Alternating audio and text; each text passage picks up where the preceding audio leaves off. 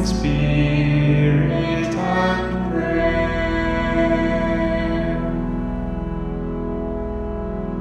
Hello. Welcome to our interview with Lidiya Lozova. My name is Emily VanBerkum, and I am an associate editor of the With One Accord Journal. And I'm delighted to spend this time together and have a conversation about ecumenism. And it's wonderful to see you again, Lidiya. I know we first met back in April of 2016 when we gathered in Rome for the first seminar on Towards an Intrinsic Feminine Theology. So we shared a very meaningful experience, and we've kept in touch ever since then. So I'd like to learn what you have been up to in the meantime and where your work and research has taken you. So I need to give you a proper introduction. Lidiya Lozova has been a researcher at the European Humanities Research Center at the University of Kyiv-Mohyla Academy, a book translator and editor. She completed her bachelor's and 2 master's degrees in cultural studies and intercultural humanities from National University of Kyiv-Mohyla Academy and Jacobs University, Bremen, Germany. Her doctoral thesis focused on history and theory of culture and art history at the Modern Art Research Institute of the National Academy of Art in Ukraine in 2015. Her dissertation examined the theological dimension of the Leningrad School of Avant-Garde Art from the 1920s to the 1960s. Her current research project is at the University of Exeter in England, where she joins us today, and concerns the social ethos of Eastern Christian icons, specifically modern icons. Her areas of academic interest include iconography, Orthodox social ethos, the encounter between traditional Orthodox spirituality and the challenges of modernity and religious peace building. Welcome, Lidiya. Please tell me more. With that impressive background, I'd like to learn more about you and what planted the seeds for your work. Yes, Emily. Well, thank you for your introduction and for this opportunity to speak about my work in an ecumenical context.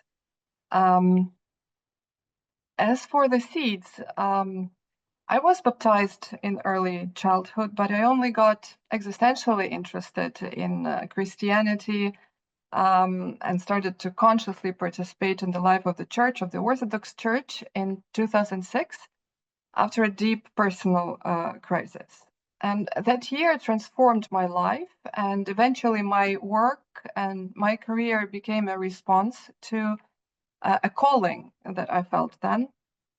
And this calling defined my PhD topic, theology and modern art, and it also influenced the choice of the places where I worked in Ukraine, in Kyiv, and that was Spirit and Letter Research and Publishing Association, St. Clement Center, Communion and Dialogue of Cultures, and European Humanities Research Center, which you mentioned. And this is thanks to this that we actually met in Rome in 2016.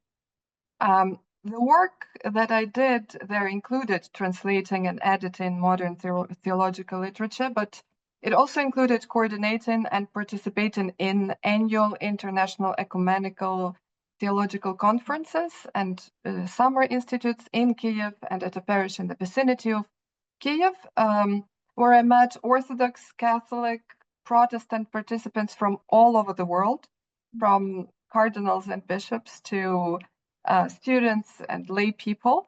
And for example, there I met for the first time Anne-Marie Pelletier, a Catholic biblical scholar who also participated in the seminars on feminine theology in Rome. She was a frequent guest at our events. Yes, and it was thanks to that work that I was recommended to participate in the seminars in Rome and eventually made my contribution on Maria Skoptsova and Magdalena Glagolev.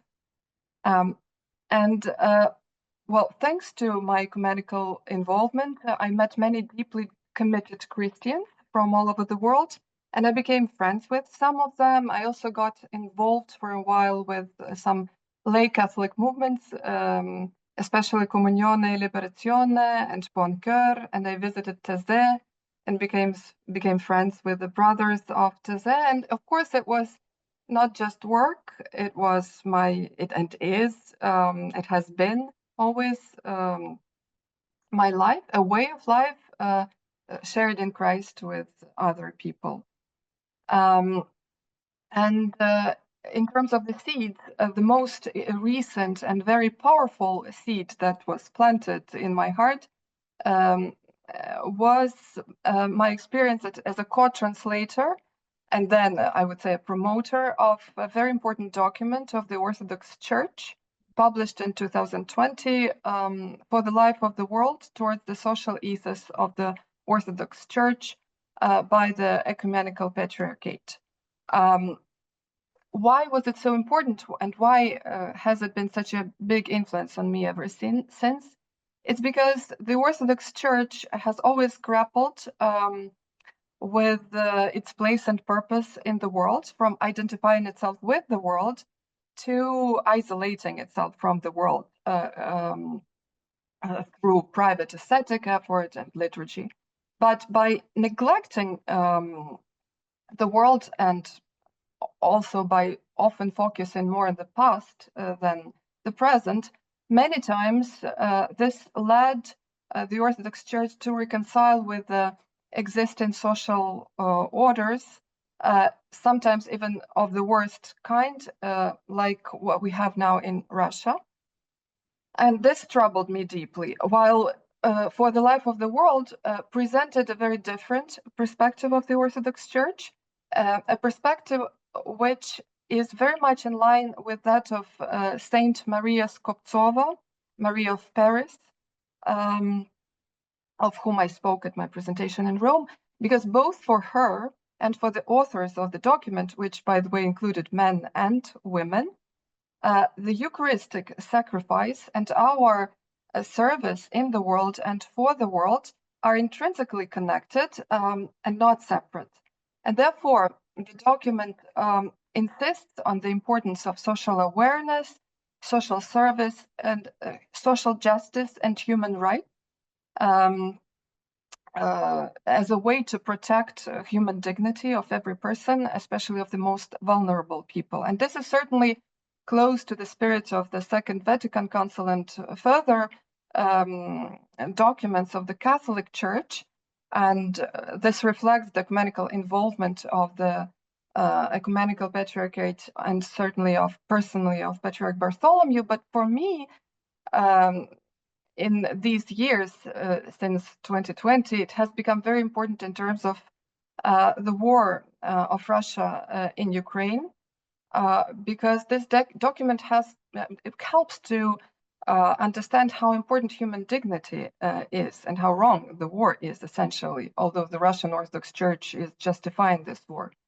And that document also helped me to have a perspective on the peace building and dialogue work that I was involved in Ukraine from 2016 to 2022. This was the Dialogue in Action project that is to promote social cohesion, democratic transformation in Ukraine. This is not between Russia and Ukraine, and which included not only civic participants, because it was a civic project in small territorial communities, towns, and villages of Ukraine, but also faith-based communities, Orthodox, Greek Catholic, Catholic Protestant, but also Muslim communities, and a very ecumenically open perspective that the document has helped me myself understand my stand within that project. So this is something about my recent interest. And also social ethos of the Orthodox Church. This document defined my current research topic, the social ethos or social ethics of the icon. Very interesting. I can tell that informs your scholarly interests, but also as a person of faith, this is the context for your lived reality, integrating faith and spirituality and that intrinsic connection that you shared. I think that's a powerful thing. And so it reminds me of Pope Francis in the Angelus message on 24th of February of this year. Um, he shared something very interesting about the martyred Ukrainian people. He said, "As I renew my solidarity with the martyred Ukrainian people, I invite you to remember the victims of all armed conflicts and to pray for the gift of peace."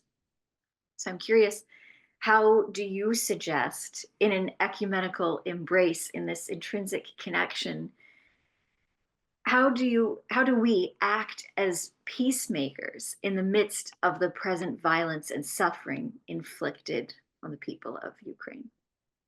Yeah, thank you for this question. Well, yes, Pope Francis is certainly right. What Ukraine is undergoing now is indeed a martyrdom. And it is a martyrdom in a sense of physical and psychical suffering. And it can be identified easily with Christ's suffering. I just want to tell you about one iconographic project from Ukraine connected with this, which I also discussed in my papers, research papers. In 2023, so 2 years ago, the iconographers from the Lviv School of Sacred Art in Western Ukraine organized a project called Arma Christi, or the Weapons of Christ, and an exhibition, Arma Christi, in Ukraine and then in Italy, in the Vatican, actually. And the theological idea between this historically Western iconography is that the cruel instruments used in the Passion of Christ became the very weapons through which he overcame death. The Ukrainian artists, what they did in this contemporary project, they mounted pieces of, they mounted shrapnel fragments of Russian missiles into their work. There were, I think, 18 works by different artists in the project. And in that way, they clearly identified the suffering of Ukrainians with Christ's passion. For example, pieces of this weapon were in the crown of thorns, or in the tomb of the man of sorrows, or in Christ's wounds. And some of those icons were presented during the Great Lent, by the way, in March 2023 to Pope Francis, and he blessed those icons. And others were exhibited in Rome, Florence, and in other places during Great Lent, and then especially the Holy Week for a special prayer. And that was a very important gesture. And those icons also helped to fundraise for the needs of Ukrainian students, especially those who were internally displaced from east to west of Ukraine because of the war, and for equipping a bomb shelter of the Lviv Academy of Art. So that's just a connection of icons and this martyrdom. But what does the word martyr mean? The original Greek translation is a witness. And what is that Ukrainians are witnessing of or to today? Under constant and brutal violence, I have family and friends in Ukraine, and I myself go to Ukraine, although I live in England now. So by resisting to the Russian efforts to erase them from the face of earth and to raise their identity, their culture, their language, they witness to their universal human dignity and rights. They have a right to exist and to be whom they choose to be. And I think in terms of peace building or peacemaking for Ukraine in an ecumenical embrace, what Christians elsewhere could do is certainly prayer. This is very important.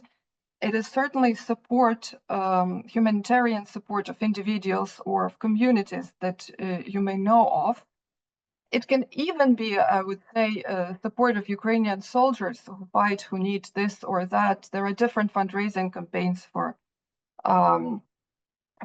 the people, both civilians and in the army. But also what is very important is co-witnessing with Ukrainians about the injustice that is being inflicted by Russia, and the need for justice and a just versus an unjust peace today. And this is not only about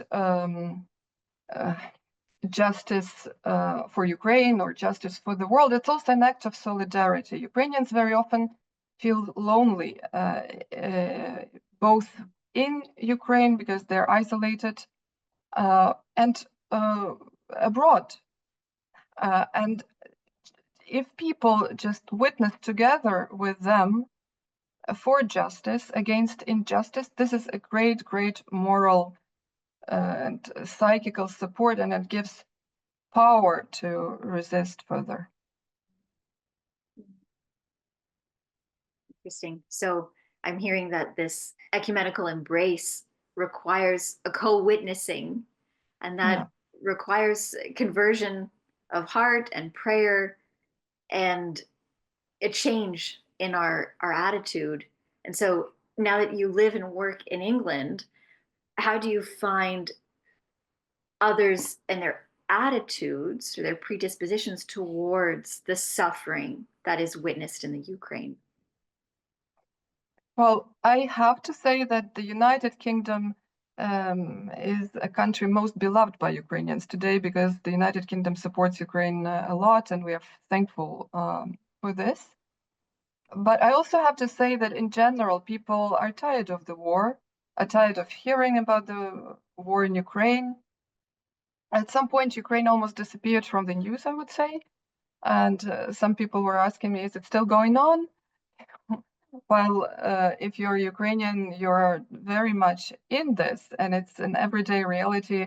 I have an application in my phone which informs me about air raid alerts in Ukraine and in Kiev, and this is every single night and day. There are victims. There is a lot of suffering, which is not present in the discourse about the war in Ukraine in the West. People in the West, they avoid asking questions.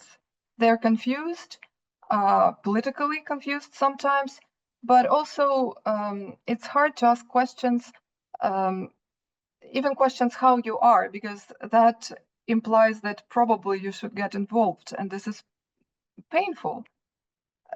While I would say from my own experience, this is helpful for both Ukrainians and other people to talk and to listen, to speak, rather than exist in an environment with a certain sort of a wall in between, even though in general a country's government may be very supportive. Of course, honestly, in England, Christians whom I met, they got very much involved. They hosted Ukrainians. They still help, but sometimes conversations are very important too. Personal, exactly, a question: how are you? How is your family still after those 3 years of the full-scale invasion? It hasn't become easier. It has only become more difficult. So I would say that this opening of the heart brings the warmth that it is essential for social existence, for our common existence in any country, in Ukraine or in England. And I would love to see more of that happening. Some opportunities for sharing. Maybe you don't even have to do anything. Maybe you don't even, you can witness, of course, as I said before, but if you can't, you can just be there, and this is already very helpful. But talk. Yeah. That's well said, Lidiya. Sounds like in many ways the antidote to avoidance is this stance, this openness to Yeah. be in relationship and to ask, how are you doing? That is beautiful. And I know in John Paul II's encyclical, Ut Unum Sint, it is a beautiful commitment to ecumenism. And he speaks of this very concept of this commitment to ecumenical embrace and co witnessing requires this very conversion of hearts and prayer and this stance of openness. And in that, he mentions the importance of an exchange of gifts between the East and Western churches. And certainly a love of yours and part of your research is iconography. One of these gifts must be that of the icon. How do you see icons as being tools for ecumenism? Well, I can see that the icon is growing popularity in the West. Here in England, in Anglican churches and in Catholic churches, I always see icons. And I love that. That brings a feeling of home to me in those churches. I also know a wonderful British iconographer, Aidan Hart, who insists on how important it is to share the icon with Catholics, with Anglicans, and who himself has even a school of iconography where everyone is welcomed. The icon is universal for Christians, all Christians, because it witnesses of the incarnation of Christ on the one hand, and on the other hand, it witnesses of the possibility of the deification, of becoming like God for every Christian, for every human being, basically.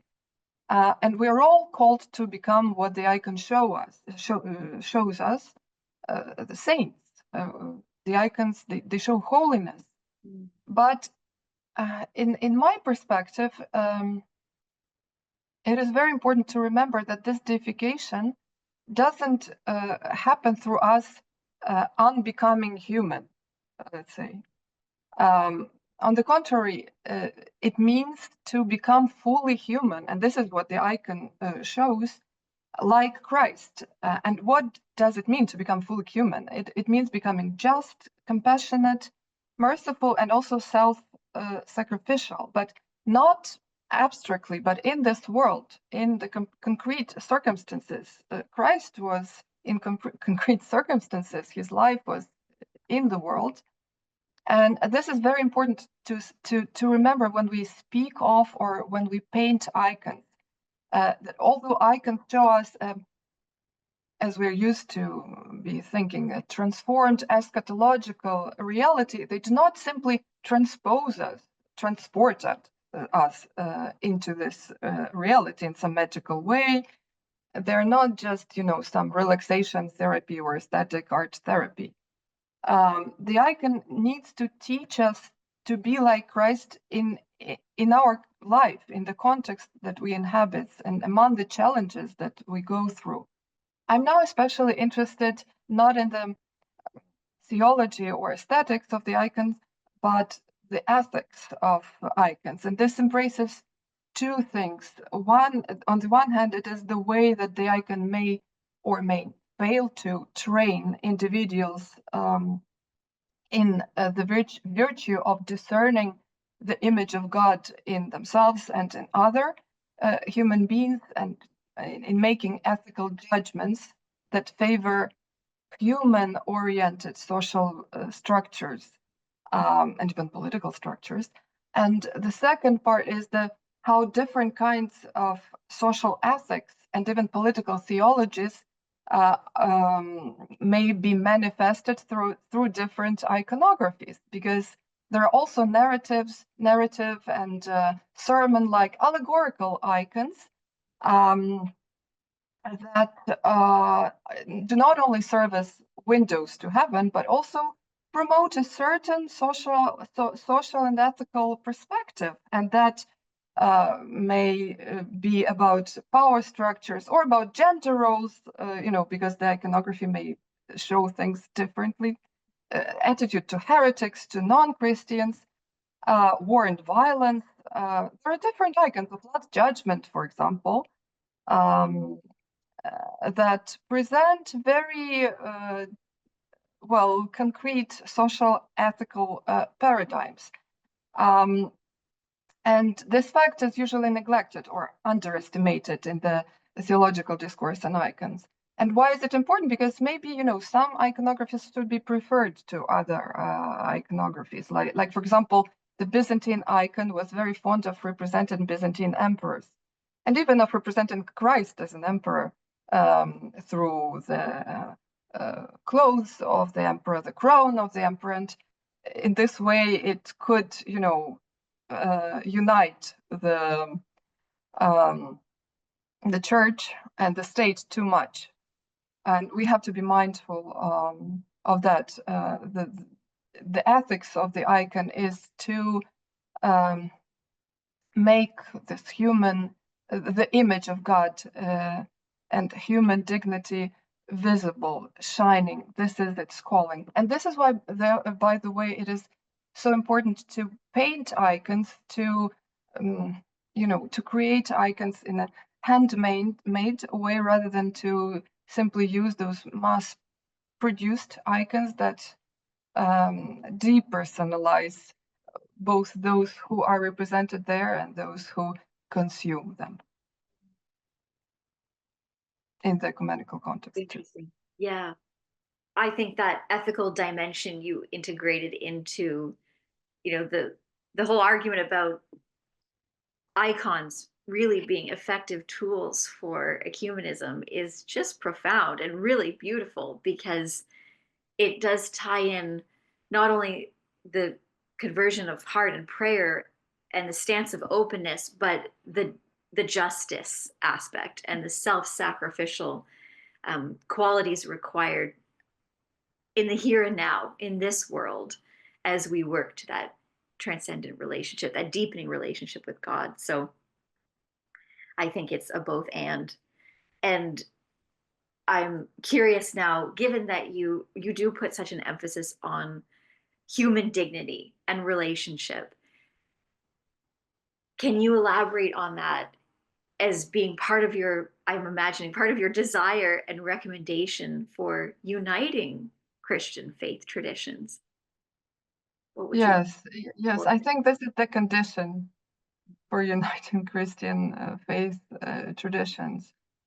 Love of God is absolutely inseparable from being able to see God in your neighbor, no matter what faith tradition the other person is. It also means humility, and it means trust to the other's experience of faith. Unity cannot be reached through disrespect of human freedom and human dignity. It cannot be reached through efforts to convert someone into your version of Christianity. And I'm now not referring to this in terms of proselytism in the ecumenical context. I'm speaking about this because one of the motivations of the Russian war against Ukraine is to fight the supposedly corrupt Western influences on Ukrainians, and as a result, mass murder becomes justified from within Russian Orthodoxy by the Russian Patriarch through the discourse of traditional religious values, and this discourse alienates Orthodox Russians and Orthodox Ukrainians very, very much. So I feel now very often closer to some Catholic friends than to Russian Orthodox people who justify the war through, Russian Orthodoxy and traditional values. So I do think that respect to human dignity and freedom, and because of that, as a consequence of this respect, non-violent approach, peaceful approach to others is crucial for unity. You cannot reach unity by force. You cannot reach unity by violent imposing of your religion or pseudo-religion on others.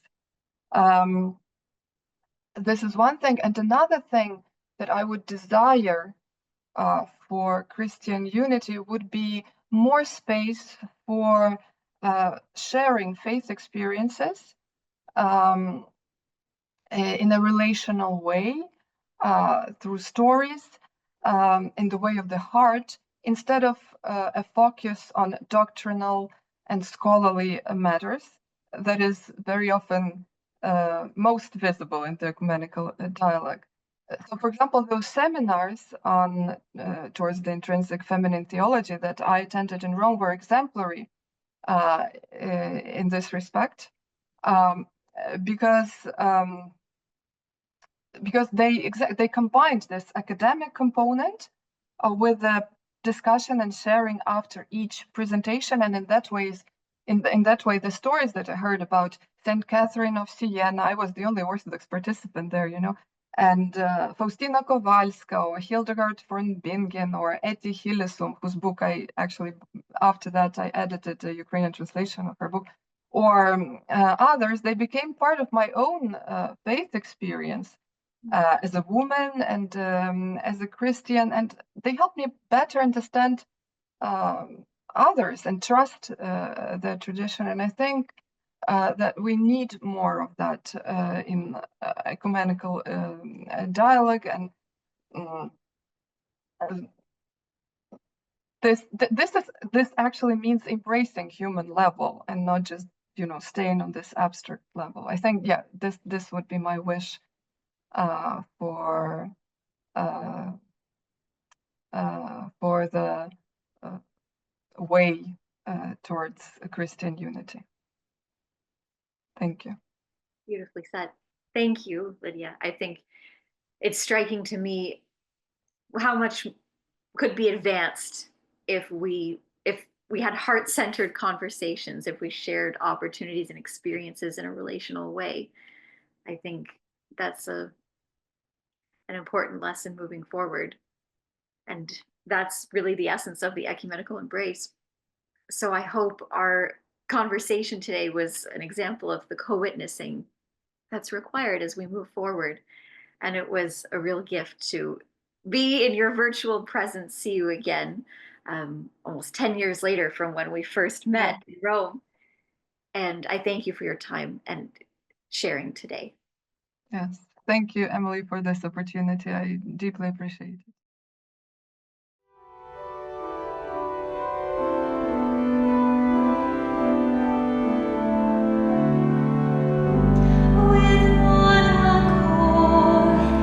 United in spirit.